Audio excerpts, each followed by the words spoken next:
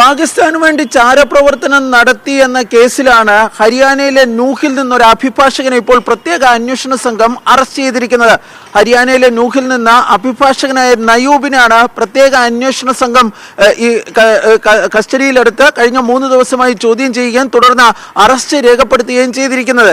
ഈ നയൂബ് ഈ ചാരപ്രവർത്തനം നടത്തുന്നതിന് പുറമെ ഹവാല ഇടപാടുകളിലൂടെ പണം ഇന്ത്യയിലെത്തിച്ച് അത് ഭീകരപ്രവർത്തനങ്ങൾക്കും അതുപോലെ തന്നെ ലഹരി കച്ചവടത്തിനുമായി ഉപയോഗിച്ചിരുന്നുവെന്നും പ്രത്യേക അന്വേഷണ സംഘം കണ്ടെത്തുകയും ചെയ്തിട്ടുണ്ട്.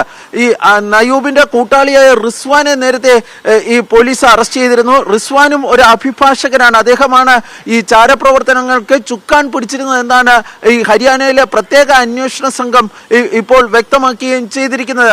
ഈ റിസ്വാന്റെ കൂട്ടാളിയാണ് ഇപ്പോൾ കഴിഞ്ഞ ദിവസം അറസ്റ്റ് ചെയ്യപ്പെട്ടിരിക്കുന്ന നയൂബ്.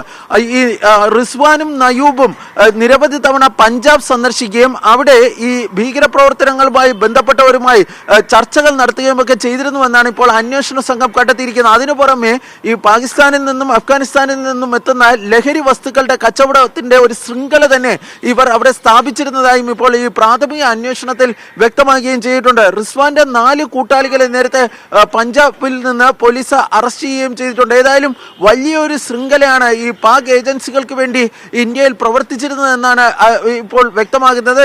ഈ റിസ്വാനും അതുപോലെ തന്നെ നയൂബും ഒന്നിച്ചാണ് ലോ കോളേജിൽ നിയമ പഠനം നടത്തിയിരുന്നത്. അവിടെ വെച്ചാണ് ഇരുവരും തമ്മിൽ പരിചയപ്പെടുന്നത്.